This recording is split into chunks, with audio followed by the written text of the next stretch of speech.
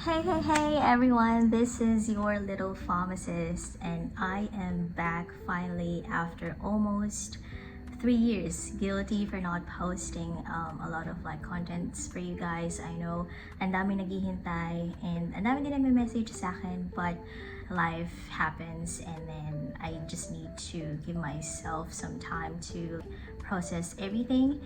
Namnamin lang lahat ng pinagdadaanan dito sa buhay sa Australia, and of course, spend time with my family, and I wanted to be present sa lahat ng milestones na nangyari sa akin dito, which I'm very grateful for, and I'm grateful as well for you guys for your patience and for your support for me sa mga clips na pinopost ko with my milestones, which is to give you a little story time kung bakit hindi ako masyado nakakapag-post is because yung last post ko, that was I think March 2022. So that's the time na nasa Philippines pa ako noon. And then after a couple of weeks, I got my visa grant. Nung ginawa ko yung video na yun, nag-aantay pa ako ng visa grant for my sponsorship for me to go here to Australia. And then I got my visa grant. Yun na yung time na naging busy na. Pumunta here sa Australia, ang daming inayos. 2 days after makarating ako here sa Australia, na-meet ko na yung boss ko, yung preceptor ko, and then I stayed with my sister for I think only 1 week before I moved to the suburb or yung town na doon ako nag-internship and mamuhay. Basically, mag-isa. Well, I have got housemates and other people surrounding me, which are great, amazing people. Pero hindi ko talaga sila directly kakilala or hindi sila related sa akin. Internship started. Of course, learning the culture here, learning how to communicate and how to vibe with your colleagues, with customers, communication skills. Because of course, even though na English is like our second language, iba pa rin pagdating dito talaga. So I need to learn that. Also to boost my confidence in communicating with patients, with other healthcare professionals. And then internship here, preparing for the written exam, oral exam, passed those 2 exams. And then they offered me a job sa pinag-internan ko after I got my general registration, practiced as a registered pharmacist in a retail community setting. And then after that is nag-decide ako mag-move sa different suburb, try a different venture na yun talaga yung nilolong ng heart ko.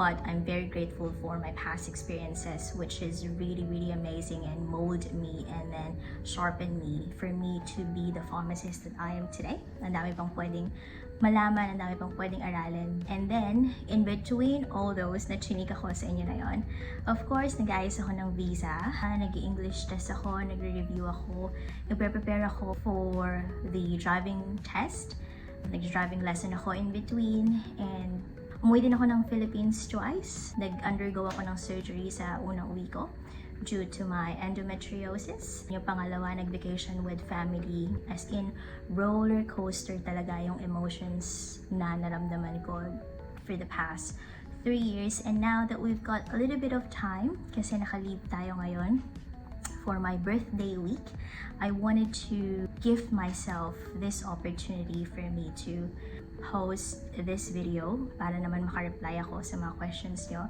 And this is my gift for you as well, for all your support sa lahat ng kind messages nyo sa akin. So, thank you for your patience again. So, I think we're ready to start. And yeah, let's go! Alright, first question would be, nag-agency po kayo or DIY po? To answer this one sa isa sa mga recent videos ko in TikTok, I said na wala po akong agency. Wala akong ni-reach out na agency, not just because wala akong alam. Hindi ko talaga alam kung sinong lalapitan ko, sinong mapagtatanungan ko. Kasi I think that time is very limited lang yung resources and yung nag-undergo ng process na ganito sa Philippines back in 2020, I guess. So after or parang fresh pa ng COVID noon. But I actually went to one of the agencies sa Pampanga na nag-aayos ng mga visa, but then ang in-offer sa akin would be student visa, which I am really not interested into noong time na yon. So not shading yung mga student visas, of course, it's great, but then for me lang, hindi yun yung priority ko noon, just because alam ko yung gastos and alam ko yung proseso, kasi ganun yung pinagdaanan ng sister ko noon, which is naging maganda naman yung outcome nun sa kanya, but I just feel like hindi mag-work for me. Ang ginawa ko is nag-research, of course with the help of my sister, then with the family. Ako lahat nag-ayos with the documents and with the eligibility assessment, with the CAPS exam and PTE exam, review and everything like that. So lahat yun. Wala din akong review center. And then, sa paghanap ng employer, application of provisional registration, lahat po yun ako. So, do it yourself lang. And it worked for me just because I wanted na hands-on ako sa pagpo-process. Alam ko yung bawat detalye nung ginagawa, yung communication, especially with the employer, for me to be able to convey my goals, para alam ko yung pinapasok ko. And I feel like mas seamless yung naging transition and yung onboard ko for my internship and yung pagpunta ko here sa Australia. Kasi alam ko sa sarili ko na, oh, this is the next step and this is what I am aiming for and this is gonna be the next goal for me. And I do also recommend for you to DIY if mag-uumpisa ka pa lang. But of course, if there's other agencies na nag-offer ng help and you think na mag-work siya for you, why not try it? Kasi maraming nag-aasa sa akin, medyo nahirapan daw sila maghanap ng jobs or like offers like that. So just say what's gonna work for you, and my payo lang is just to have a lot of patience. It's not gonna be like an instant, walang ganun sa life. Yun din na-realize ko na hindi ka pwedeng mainit. Lahat yan mag-take ng time. So if mag-DIY ka man, mag-agency ka man, if it's really meant for you, if you pray for it, and then kung talaga ibibigay sa'yo ni Lord, that's gonna be for you. Okay? So yeah. Hold on guys, I'm just gonna get a lozenge kasi medyo scratchy pa rin yung throat ko. Don't mind me kapag medyo hindi maganda yung pagsasalita ko kasi meron akong candy or lozenge here, okay? So second question, how did you find your employer po? Through Google po ba? Because I've been trying to research but I can't really find one, thank you. Mahirap po ba maghanap ng internship para sa mga offshore? Okay, so I posted this one, yung tip na to, then sa one of my TikTok posts. And ito yung ginamit ko din sa paghahanap ng internship ko nung nasa Philippines pa lang ako. I received, I think, 4 or 5 offers. I applied for like 50 plus, I think, or more than that. And nag-work siya for me. And even nung nandito na ako sa Australia, nag-transition ako from my first job to my job now, is ito pa rin yung ginamit kong strategy talaga. And then, napayuhan ko din yung isa sa mga nag-message sa akin sa Instagram. And I'm very happy na nag-work din sa kanya yung ganitong parang tips, strategy. And then, nakahanap din siya ng kanyang employer. So, parang ilang days lang nag-message sa akin na nakahanap daw siya, which I'm very, very glad. And then, ang sarap lang sa feeling na yung experience ko is na-share ko sa iba. And then, yun, nagiging open door for them to have this kind of opportunity as well. Kasi hindi natin pwedeng i-gatekeep, mga beshi, ang ating mga pinagdaanan or kung ano yung na-achieve natin. So, i-share ko din yan sa inyo. So, my first strategy would be go to Google and then type in pharmacist or intern pharmacist job in Australia. And then, yung mga reliable na website would be seek.com.au or au.indeed.com. So, lalabas dyan yung mga different na job offers or yung mga posts ng job ads. And then, just click the link. Usually, hindi nila nilalagay dyan if nag-offer sila ng visa sponsorship. So, what I usually do is, of course, yung resume mo, gagawa ka. And then, alongside with your resume, you need to do like a really good cover letter. So, sa cover letter na yon, this is like just an introduction or like a summary of your resume. Pero hindi, kung ilalagay lahat doon, it's just like a little bit of introduction ng sarili mo. And then, of course, you include in that cover letter that you are open to like a conversation of the possibility of them sponsoring you for the working visa. This is very important kasi masasayang yung time nyo pareho if hindi mo ilalagay yon, if hindi mo i-convey yung need mo for visa sponsorship na, take for example, interviewin ka nila, hindi pala sila nag-sponsor. So, sayang lang yung time, sayang lang yung effort, sayang lang yung pagod, yung pressure, you know, yung kaba for the interview kung hindi naman pala sila nag-sponsor. And then, usually, doon sa may job description, may portal sila na nilalagay to submit your expression of interest in the role. So, you have to do that if meron.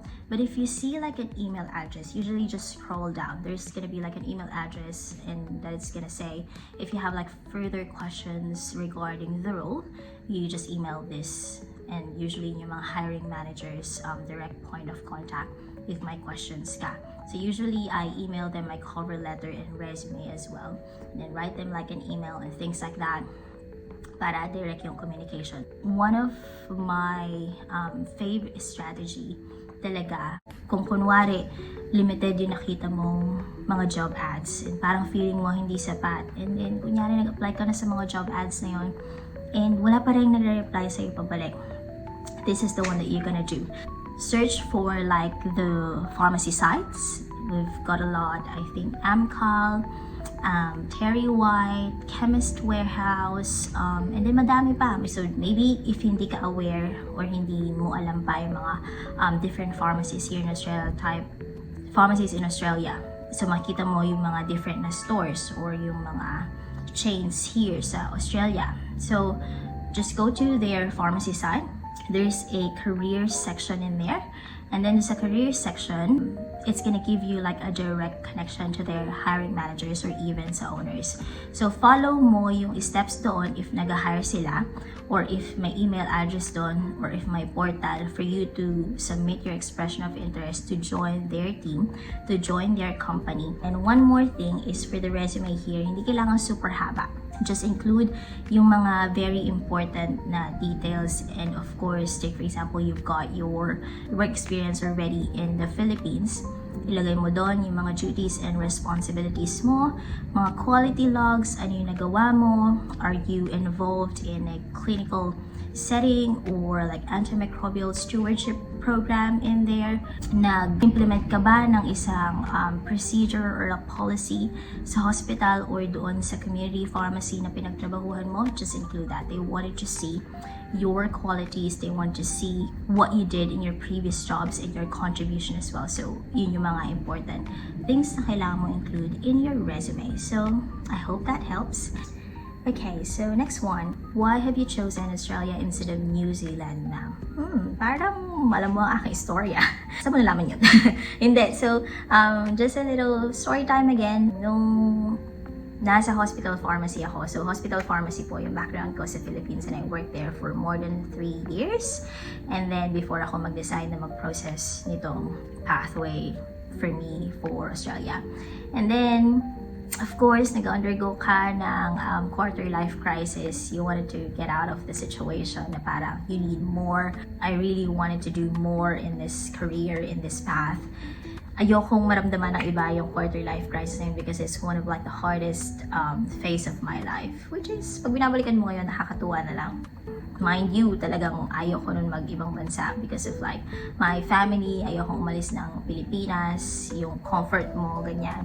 But then, since yun nga, you wanted to really get out of your situation, yun, sabi ko, nag-decide ako na sabi ko, I might try UAE. Nakahanap na rin ako ng mga reviewers nun, nag-print out na ako, nagre-review na ako, but then, hindi natuloy. And then sabi ko, maybe Singapore, tapos hindi din natuloy. Tapos, sabi ko, saan pa ba maganda? And then, New Zealand, naisip ko. So, New Zealand, nung una, sabi ko, pharmacy technician, maybe. A lot easier. Tapos, nakita ng sister ko itong process ng CAPS. And then, sabi niya sa akin, maybe try this one and see kung gusto mo to. Tapos, ang una naming akala is sa New Zealand lang yon. And then, later on, na-discover namin na pwede naman pala sa Australia. And then, nandito na yung sister ko sa Australia. So, napag-usapan namin na, why not dito ka na lang sa Australia, bakit mag-New Zealand ka pa? Wala kang kakilala doon, mag-worry lang kami sa'yo because mag-isa ka doon, at least nandito na ako para magabayan ka. Tapos, yun, it's such a blessing na na-discover namin yun. Last minute na yun kasi magre-review na talaga ako eh. And then, yeah, we decided to do Australia. I'm not too sure how it works or how it is for the practice of pharmacy. I was a registered pharmacist in New Zealand, but that's how it happened na napunta ako dito sa Australia. Nandyan na po ba kayo nag-take ng CAPS or nandito kayo sa Philippines. Nandyan po ako sa Pilipinas. So lahat ng assessments and then lahat ng steps na pinost ko noon, aside from, of course, the internship itself. So all the processing, eligibility, CAPS, PT exam, of course, yung review, applying for provisional registration, of course, applying for sponsorship, yung interview with like employers, until the visa grant, nasa Philippines po ako noon. And yun, so buong buo kasi yung decision ko noon, kaya in-invest ko yung time ko sa pag-review. Nag-take ako ng CAPS sa Philippines, sa Makati po ako nag-take noon. And then, pati yung PTE and everything like that. So until the visa grant, nasa Pilipinas ako noon. Hello ate, sponsored po ba ang working visa nyo? The answer is yes. So sponsored po yung visa ko noon. So this is the offer that I received after applying for a lot of pharmacies. After sending a lot of like emails, naka-receive ako ng I think yung pinaka-sure talaga na nag-offer sa akin, mga 3, ganyan. And then nag-interview ako ng una, for me, hindi nag-work. I mean, interesado naman sila, but of course, mafe-feel mo kasi yun kung nag-align yung goals nyo eh. And then yung pangalawa, sabi ko parang okay to ah. So, we-interview din na pangatlo. Very interested din sila, but then yung distance, I think. And then yung pangalawa talaga is very sure, ang bait nung employer, ang bait kausap nung owner. So, doon mas at ease, pinag-pray ko din yon if I'm gonna say yes na agad, and then doon ako napunta. And then nung time na yon, nagtatanong na rin ako sa mga migration agents here in Australia kung ano yung mga possible na visa options for me as a pharmacist. And I think hindi pa masyadong marami yung skilled visas noon, na hindi pa masyadong aware. Pati ako, pati yung mga employers sa mga visa options for us. So, ang naland ko na sponsorship noon is the 407 training visa. So, this is 1 year and this is good for like an internship year. Yun yung naging visa ko, onboarding sa pagiging intern pharmacist. And then in between nung internship year ko, there's this like conversation that they're very interested na sponsorin din ako for the next visa application or for the next working visa pagka nakuha ko na yung general registration ko, or even before makuha yung general registration, kasi super bait talaga ng mga boss ko, grabe talaga. Pero hindi ko muna tinanggap yun just because I wanted to have my options open. So, ginawa ko nung na-expire yung training visa ko is nag-COVID visa ako. So, COVID visa is like a extension before. Wala nang COVID visa ngayon eh. So, an extension of your previous visa as long as you are still working on an Australian company, or parang ganun ata yung requirement noon. Basta nagtatrabaho ka pa rin kasi kailangan ka ng Australia during COVID time. So, 1 year din yung validity noon. After that, COVID visa is nag-switch ako to visa, which is another sponsorship visa for a different company. Yun na yung nag-switch na ako ng company. It's a very hard decision kasi ayokong iwan yung company na pinagtrabahuhan ko noon because everyone's been so nice. I became friends sa mga pharmacists na nakatrabaho doon, sa intern, sa mga staff, and even yung boss ko, super bait talaga. And it's a very hard decision for me to say goodbye, but then I wanted to really switch into a new venture. Dami ko kasing gusto itry sa buhay up until now eh. So, yun. Na-sponsor na ako. It's valid for 2 years. Pero before yun is malapit na ma-expire yung visa ko. Grabe to. Naiyak-iyak ako noon. Parang 3 months na lang ata or 2 months nung nag-apply ako. Ganyan kasi dinelay ko siya ng dinelay kasi nga ayokong iwan yung company ko na yon. So, dinelay ko siya ng dinelay hanggang 2 months na lang ma-expire na yung visa ko. Before ako naghanap ng employer. And then, nahanap ko yung employer ko na yon. And then, before ma-expire yung visa ko, i-lodge namin. So, nag-bridging visa pa ako. And then, naka-bridging visa ako. Allowed naman mag-work noon. And then, nakuha yung 482 visa ko before ko makuha yung visa ko pa ngayon. So, if you gonna ask me, I had like 4 visa before makuha ko yung visa ko ngayon na medyo ayos-ayos na talaga.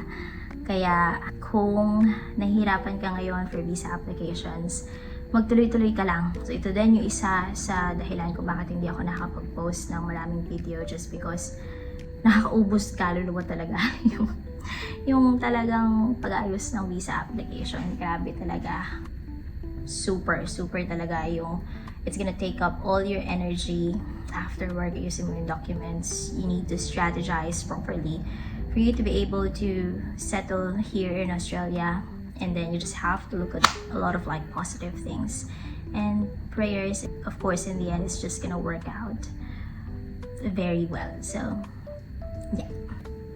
Hi, can I ask how you find your first place to rent when you first came here in Australia, since there's also a housing crisis there?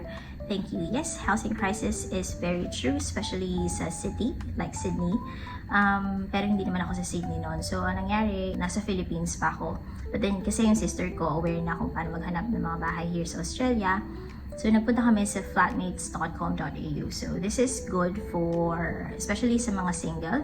Yung mag-isa lang pupunta na walang family, and then mas makakatipid at mas madaling maghanap. So, basically, flatmates.com.au is where people post na available sa room sa mga places na nirerentahan din nila or sa bahay na pagmamayari na nila. So, may isang kwarto na available doon. Like, for example, meron ka ng sariling CR doon, or sometimes share yung CR and then share yung kitchen or common areas. So, nakahanap kami doon. Luckily, ang una kong nahanap would be Filipina. Very mabait. And after na nag-move ako sa isang couple na parang naging nanay at tatay ko na. So, iba yung lahi nila. But I stayed there for more than 2 years kasi super bait nila. So, yun. If you are single, just go to flatmates.com.au. May app din sila. And then, just type in yung suburb or yung area, and then maraming nagpo-post doon. But of course, you have to be really careful sa pakikipag-usap. Make sure na hindi ka may scam. And then make sure na yung ng housemates mo is makaka-vibe mo din talaga. You know, it's hard to really assess first yung personality nila, but just take time to have like this conversation, and then kung ano yung mga rules nila sa bahay, of course yung paglilinis, ano yung mga bawal ba ng bisita, and then yung bills is split ba. Kasi although mahirap makahanap ng bahay here or nagtitirhan dito sa Australia, mas mahirap kung hindi mo kasundo yung kabahay mo. So, luckily, ako well, it's not luckily, I'm blessed to have these amazing people na nakasama ko sa mga bahay na nirentahan ko, sa mga rooms na nirentahan ko before. And naging friends ko sila, and up until now is reach outan pa din kami. So, yun, just pili lang ng ayos at mabait na kabahay, and then you'll know if you feel safe in that area. And I suggest as well na piliin mo yung malapit sa workplace mo. Kasi here, of course, hindi ka naman pwede kung, you know, if you feel like you can buy like a second-hand car. Pero kung hindi, katulad ko, is naglalakad lang ako nun papunta sa work kasi super lapid. It's just like 7 to 8 minutes walk. So I did that for a year. And it's very convenient. So malapit din siya sa shops, sa coffee shops, sa coast, police. Nasa center lang siya basically. Kaya lakad-lakad lang ako noon, kaya pumayat din ako. If family, may mga friends din ako na nakahanap naman sila sa mga real estate agents. Pero mas additional ata yung documents na hanapin sa'yo doon. Kasi pag family, of course, kailangan yun ng mas malaking bahay eh. So kailangan yun ng maybe 2 kwarto or something. And it's easier, of course, na manirahan kapag sarili niyo yung place. So, just maybe try and see. Pero mas mahirap ata kung nasa offshore ka kasi yung nasa Australia ka na. So, but it's still worth a try. You'll just never know kasi possible naman talaga yun. Hello, is there a difference if kumuha ng Masters or PharmD? Maybe yung clinical knowledge mo is magiging better if kumuha ka ng, say for example, Clean Pharm, Masters, or PharmD. But sa pag-apply, sa process and steps based on my experience, wala namang masyadong diferensya. Kasi ako, bachelor's lang ako, dami din akong kakilala na bachelor's lang din yung tinapos, nag-apply, natanggap naman. As long as keen ka na mag-learn on how they do work here, I think okay naman siya. So for me, naging maayos naman siya. And now that I'm in like a different setting, na mas maraming clinical interventions, maraming clinical situations na hinahandle, of course, it's gonna take time for me. Pero makukuha mo din siya. So matututunan mo din siya as long as you're very willing to. So walang masyadong diferensya for me. Maybe drop your comments below if merong mga naka-experience dyan na nag-apply ng PharmD or nag-masterals sa Philippines. Let me know, enlighten me. Pero in my experience, walang masyadong diferensya in terms of pag-apply or how they accept applicants to get into the role. Do you earn while you're doing your internship? Yes, you do earn. It's like a full-time job actually. So hourly yung rate dito. So nung nag-onboard ako, there's this rate, and then after 6 months, tumaas ng konti. So it's like a full-time job basically while you're studying and preparing for your written and then oral exam. So kaya kailangan i-manage mo ng mabuti ang time mo. But yes, kumikita while doing internship. While editing this video, I feel like mas inelaborate ko dapat siya ng konti. So in my own experience, yung kinikita ko noon while doing the internship is naging sapat siya only for my basic needs. This includes the rent, the bills, food allowance, anything that I need in order for me to survive like daily talaga. And most ng kinikita ko din noon, tinatabi ko siya, sinisave up ko in order for me to prepare for the fees, for the oral and written exam, and anything extra na kailangan ko, emergency, nakasupport talaga yung family ko, nadagdagan yung anything na kailangan ko. And I feel like kung papupadala sa Pilipinas, hindi mo talaga siya magagawa. Well, it depends on your circumstances and also yung priorities mo, kung paano yung lifestyle mo and how you manage your finances. But for me, once I got registered, yun na talaga yung nakapag-save up ako, nakakapagpadala sa Pilipinas. And you also get to do the things that you love na, but during your internship, I think it's only enough for your basic needs. And because kasi may rami ka pang pinaghahandaan like yung fees for oral exam, visa application, and things like that. Hello ma'am, nasa hospital pharmacy ka ba sa Australia? Ang una ko pong job here is community pharmacy. But then, nag-move po ako. Yes, nag-move na po ako into a hospital now, which na-enjoy ko siya at the moment. Yes, because my background in the Philippines, as I've said, is hospital pharmacy talaga. So, sa hospital po ako noon, sa province na kinalakihan ko. And then, my heart has been longing to have this some sort of like clinical environment na talagang matututo ako a lot. So, ibang-iba siya sa practice sa community pharmacy or sa retail here in Australia. And I'm doing a lot of like different tasks and roles, clinical interventions, medication reconciliation. I do enjoy talking to patients bedside and see the different kinds of conditions and how the doctor approach and chart medications, there's still a lot of things to learn. Hindi pa ako super tagal dito sa role na to, but I'm quite enjoying it. And if you think na imposible for us overseas pharmacists na makaland into a hospital job, posible po talaga, because I tried and nag-undergo ako ng interview and they did even sponsor me for the job at first, but then nag-switch ako to other visa na yun na po yung visa ko ngayon, which is my own visa. Posible po talaga. So, you just have to convey your goals, of course, sa employer nyo. It's gonna work out really. So, it's so worth it. Kaya, try nyo rin, you just never know kung ano yung opportunities na open. Ang dami-daming opportunities for us talaga. You just have to really explore. Next one. So itong questions ito, pagsasama-samahin ko siya. The first question is, can I ask po how different are the tasks as pharmacist in Australia from Philippines? What are the similarities and differences aside from the salary? Gaano kalayo ang practice sa Australia sa Philippines? And kumusta po ang pagiging pharmacist in Australia? You know what? I've been trying to avoid this question as much as I can because I don't want to add into this tension as na tayong mga Filipinos sa ibang bansa. We always try to compare kung paano sa Pilipinas and then paano dito sa ibang bansa. So, but it's inevitable, I think, because there's of course a difference in a good way that you are gonna think na uy, sana ganito din sa Pilipinas, na ay may ganito palang side ang pharmacy sa ibang bansa, may ganito pala tayong role.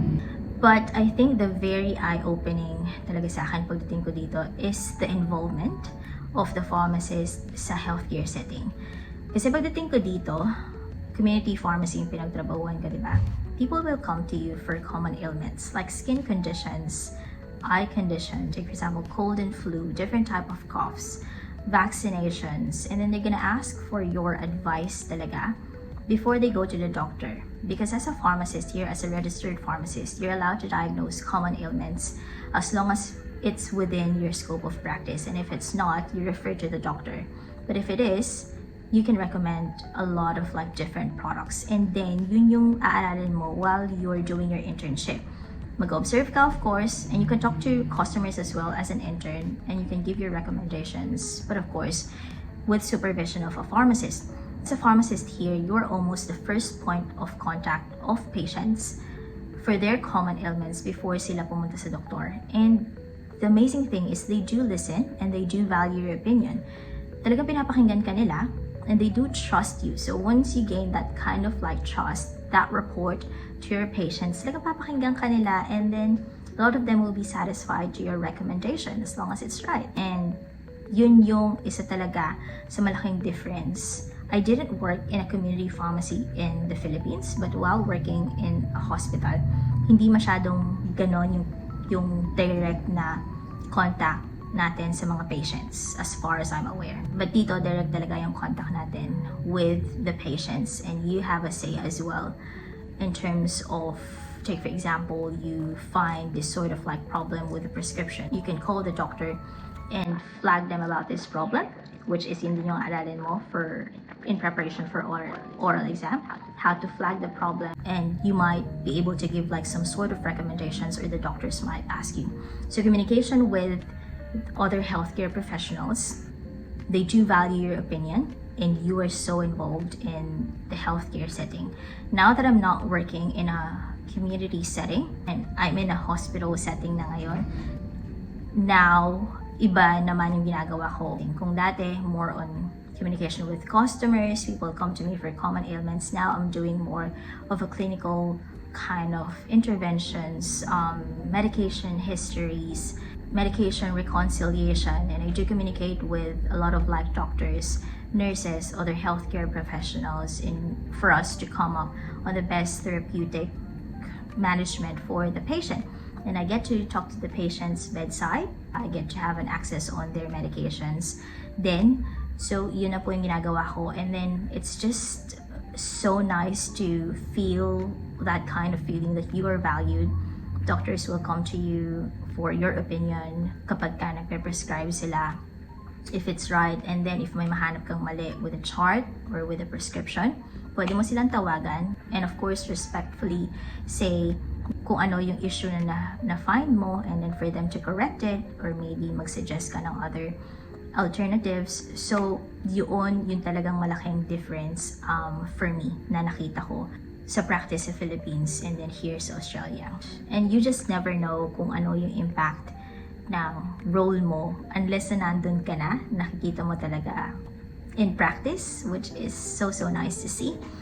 And of course, yung skill set, I think. Just because here practicing as a registered pharmacist, your staff, the people respect your decision. So usually you are the one who's driving the flow of the dispensary. So your decision-making skills, your leadership, your delegation, yung pag-delegate mo ng tasks sa mga staff mo is very important. Mahahasa yun. How to handle like a lot of like stress, because it can get stressful a lot of times. Time management, lahat-lahat. So yun yung lahat na nanghasa sa akin for me pagdating ko dito sa Australia. And for me to speak up kapag may opinion ako, not to be afraid to speak up, kasi hindi mo malalaman yung impact mo sa clinical interventions or sa therapeutic management ng patients kung hindi ka magsasalita, kapag may nahanap kang issues or hindi mo i-voice out yung opinions mo. Yun yung lahat na I'm just so happy na nahasa up until now for me, na ang dami ko pang kailangang matutunan, pero yun yung mga areas na fino-focus ko talaga. Kumusta yung practice here? I'm enjoying what I'm doing right now, to be honest with you, and I see so much possibilities in this field, in this career.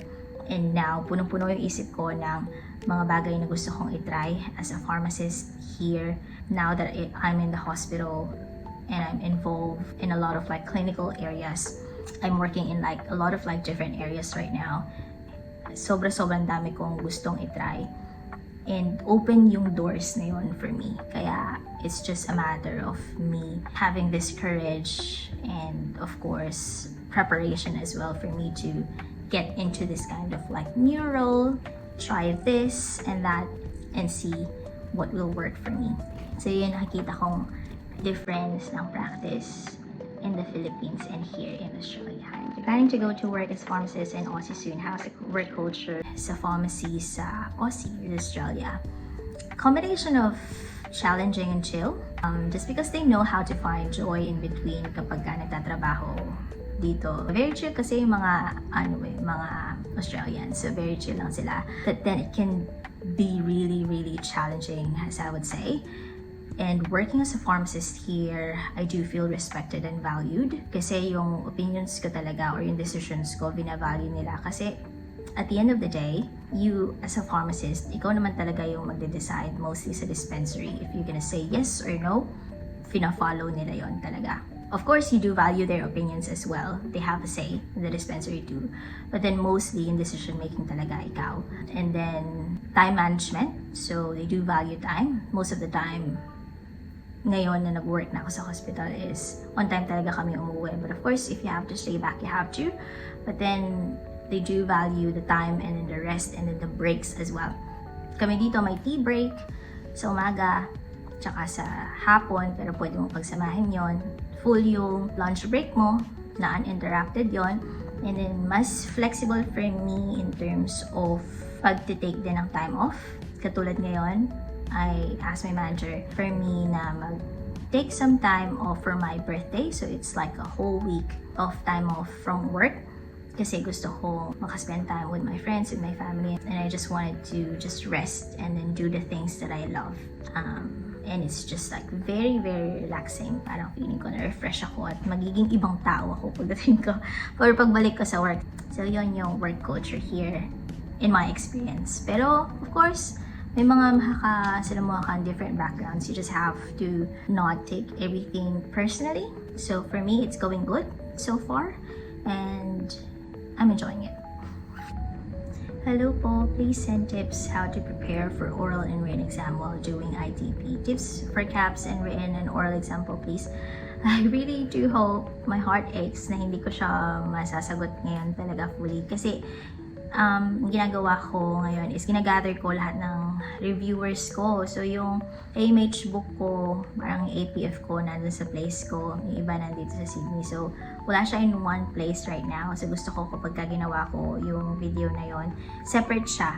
Kaya I don't know when ba yung exam mo para mabigyan kita ng tips. So maybe I'll just give you guys some general tips at isama na rin natin dito yung isang question na how to survive internship year po.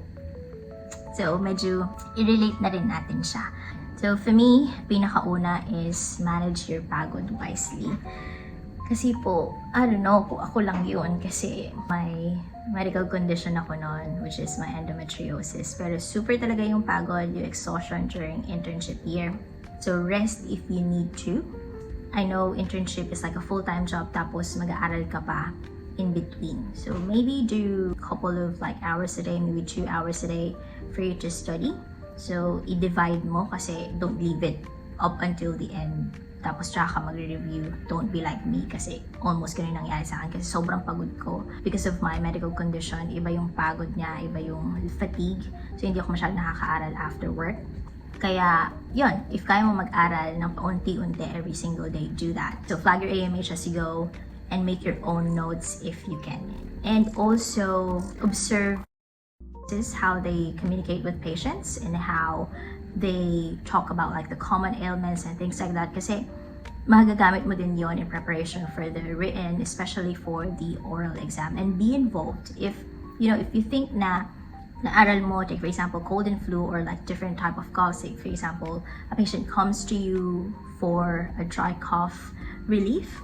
If tingin mo may konting knowledge ka doon, sabihin mo sa pharmacist if you can counsel the patient, ask the relevant questions, and then you can try to recommend products, but of course under supervision of the pharmacist. So try to be involved as much as you can because this is gonna sharpen your communication skills, which is very important i-practice niyo talaga yung communication skills niyo so that when you go to the oral exam, it comes off as natural na for you, diba? It's like you're just doing like counseling patients in a real life setting. So ganun siya. So learn as much as you can while working as an intern as well. I know that you were there to work full time, but remember that you were there to learn as well. So yun yung pinaka-importante. That's why you're doing your internship. And do not be afraid to ask questions and make mistakes. I know there's gonna be a lot of like embarrassing moments just because the lack of experience, but it's part of the journey. Just like, just enjoy it. Babalikan mo na lang yan. Nakakayaman yan sa una kasi marami kang tatanong, may mali kang masasabi, pero babalikan mo na lang yan and then nakakatuwa na lang siyang balikan. Don't take everything personally as well. Kasi especially sa community setting, ito talaga yung reality ha. Masisigawan ka ng customers, pagka busy. Yung mga pharmacists talaga, mag-iiba yung mood niyan. Madami kang makakasalamuhan na different backgrounds, different races, and roller coaster of emotions talaga yan. But don't take everything personally. If you can live all those issues, all those thoughts and emotions sa workplace, and then iwan mo yan doon. Yun yung gusto ko i-practice doon which is mahirap talagang i-detach yung sarili mo. Pagdating ng bahay, huwag mo lang isipin yan. Ang isipin mo na lang, ano yung natutunan ko that day while working as an intern na mai-apply ko for my own practice as a registered pharmacist or mai-apply ko in preparation for my written and oral exam. Yun, that's it. And connect with other interns for extra support and to practice some exam questions. This is very important. Don't just limit yourself sa mga, like for example, mga interns sa katrabaho mo, sa mga pharmacists sa katrabaho mo. If may mahanap kang group, WhatsApp group, I think some of you are using Telegram, Facebook groups, just connect and then try to practice with them kasi madami kang makukuha din na information sa kanila. That's gonna be very helpful. And then connections is very, very nice. You make friends and then you share the same dilemma of having this kind of like hardships or issues sa pag-work as an intern, how to manage the time and exam preparation. So if you can connect, that's gonna be great. Gather as much information as you can while working. This is very important. Ask questions, practice some exam questions with the pharmacist. Tanongin mo sila sa mga tips na ginawa nila during their preparation. And then apply it on your own preparation as well kung mag-work sa inyo. You just never know what kind of like information or yung lahat ng mga helpful information na makukuha nyo if you don't ask. So just ask questions. And take a break if you need to. Alam kong nakakapagod, it's gonna be overwhelming. Pero give yourself time to take a break, to take a rest in between. And if you have like hobbies na kaya nyong gawin during your day offs, but of course, kailangan mag-aral pa din, remember that, just do it. Just to give yourself a breather na yung mind mo mapahinga kahit papano sa lahat ng pressure, sa lahat ng kabisihan, sa lahat ng to-do list mo. Ito din yung isa sa mga hindi ko masyado nagawa nun kasi hindi naman ako taong maraming hobbies talaga eh. So hindi ako, masyado lang ako nakafocus dun sa pag-work as an intern. Of course, I wanted to do like a good job while doing the internship. I don't want to disappoint the people that I work with and ako din mapasa yung written and oral exam in one go. So, hindi ko masyadong na-enjoy yung mga day offs ko noon because of all this overthinking, all of these thoughts in my head. To-do list. But if you can take a break and you have like this different type of ventures na kaya nyo gawin in between, do that. Pagbigyan nyo yung sarili nyo magpahinga. Ako naman nung tulog, tsaka pahinga, tsaka kain, ganyan. So whatever is gonna work for you, just do it as long as you still study and you still prepare mabuti for your exams. Huwag kakalimutan yun, okay? And of course, very important, prayers, devotions, and quiet time with the Lord. Ito talaga yung naging biggest strength ko noon kasi there's a lot of emotions going on in me na hindi ko ma-share lahat sa family ko. I do talk to them every single day up until now. But of course, there's just a lot of like worries na hindi mo masasabi sa kanila, right? Especially kapag malayo sila.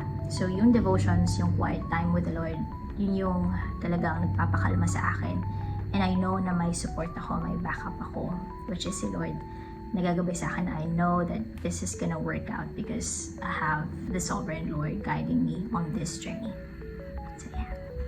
How much po yung estimate na nagastos if ever planning to apply as pharmacist in Australia? I think it's different. Depende sa visa na i-apply mo. But for me, ilalagay ko dito yung rough estimate ng mga nagastos ko. Pero meron pa yung mga gastos in between na. So, I think roughly 400,000 to 500,000, including yung flight ticket maybe, up until na napunta ko dito sa Australia before mag-start yung internship, and then kasama I think yung allowance ko for the first month. Pero kung may family ka or iba yung visa na in-apply mo, pupunta here, iba din of course yung fee or yung total na magagastos. But for me, eto yung nagastos ko. Hi, I just want to ask, is it still worth it to be a pharmacist in Australia today? I'm planning to take OPRA exam but still undecided. For me, still a big yes. I know that yung pag-iibang bansa is not for everyone, and it's a fact. Just because of yung iba-iba yung circumstances natin, iba-iba yung mental capacity, iba-iba yung decision making, and iba-iba yung mga priorities natin. But if you're gonna ask me in terms of the possibilities and the opportunities for us here, and the way they do practice pharmacy here, it's still a big yes for me. There's a lot of things that you can do as a pharmacist here na talagang magiging involved ka, and ang daming doors na naka-open sa'yo. You just have, as I've said previously, you just have to explore. And kung pag-uusapan yung saturation, hindi ko talaga alam kung saan nanggagaling yon. I'm not invalidating the fact that some of you are struggling to find a job here in Australia, like sponsorship. Medyo mahirap talaga because it's competitive. But yun nga, sabi ko nga, wag lang mainip. If it's really for you, it's gonna be for you. And I know malaki yung gastos, pero mababawi mo din siya. Kaya in terms of, take for example, salary, experience-wise, yung growth, personally and professionally, yung lifestyle, it's still a big yes for me. Kaya, if you really want to, if you think that your heart is really longing for you to go here to Australia, it's still a yes for you. But of course, balance it out, like yung pros and cons. And yung pros and cons na yun, it's gonna be different in all of us. Just because, again, of all the circumstances and a lot of things na kinoconsider natin or yung mga factors na kinoconsider natin. So, think it through, pray for it, and the Lord will really guide you to make that decision, that big decision, if it's gonna be a yes or no. Alright, we're gonna answer this last question kasi medyo sumasakit na uli lalamunan ko, hala. Okay, last question. How's life in Australia versus PH po in terms of work-life balance? Paano ko bang sasabihin? Kasi here sa Australia, mas marami akong nagagawa. Kasi here, on time talaga, they value time. So, on time ka makakauwi. If you need time off, mas madaling magpaalam dito for me. Katulad ngayon, naka-off ako for like a week plus yung day offs ko pa talaga. Pinapaalam ko lang yun sa manager ko, and then winort out nila yung roster. So for me, mas madaling magpaalam. They value yung rest din. And then kapag kailangan mo ng sick leave, ganyan. Kung may special events, talagang pinagbibigyan naman nila lahat. But of course, if talagang short staff kayo, you also have to sacrifice din yung mga other events, ganyan. It's just more like communicating with your team as well, and then with your manager. Work-life balance, yes. Dito ko talaga na-achieve yun, yung work-life balance kapag may kailangan akong gawin, kapag may kailangan akong puntahan, and if I need to take time off. Madami akong magagawa even after work, during my day offs. Now, nakakapunta ako ng beach, nakakapag-exercise ako kasi very active sila dito eh. And then they usually ask you, parang natutunan ko dito kasi conversation kapag Monday is, oh, what did you do over the weekend? Ganyan, anong ginawa mo? Saan ka nagpunta? So, parang feeling ko kailangan meron akong contribution sa kwentuhan, ganyan. But kidding aside, yes, na-enjoy ko lalo nung lumipat ako dito sa different suburb since mas marami ako nagagawa here. Mas nabibigyan ko yung sarili ko ng time ko na makapag-rest, makapag-prepare, makapag-meal prep, makapag-spend time with family. So, it's really, really good for me in terms of like work-life balance here. But I'm speaking in my experience na as a single woman, na wala pang family, na wala pang masyadong bigat yung responsibility. But then, in terms of pagpapaalam kung kailangan mo na time off is ayos naman talaga siya. So, it's good, it's good. So yeah, that's it. Pasensya na, medyo humina na yung boses ko nung papahuli na, and then parang nag-drain na yung energy ko. Kasi medyo sumasakit nilalamunan ko. I've been talking for like a whole hour, I think. Kaya feeling ko mababawas ako ng work.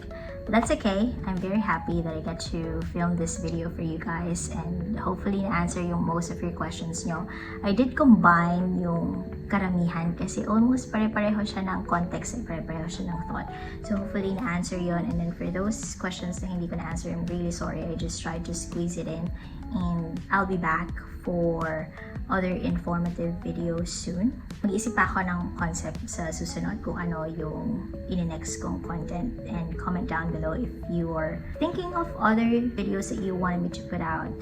But then, actually, I just had a look on my laptop. There's a lot of like videos back then while I'm doing my internship, my mock test exams, my vaccinations. So I think I might post that, yung mga pinagdaanan ko noon, my just like normal vlogs, like days during the internship. I might do that. It's good to be back, and it's good to talk to you guys again. So salamat, and I hope that you guys are doing well. Once again, just remember, be kind, give grace to yourself and to other people, and just spread positivity always. Tuloy-tuloy lang tayo, okay? So I'll see you guys next time in my next video. So once again, this is your little pharmacist, and I'll be back soon. Bye bye.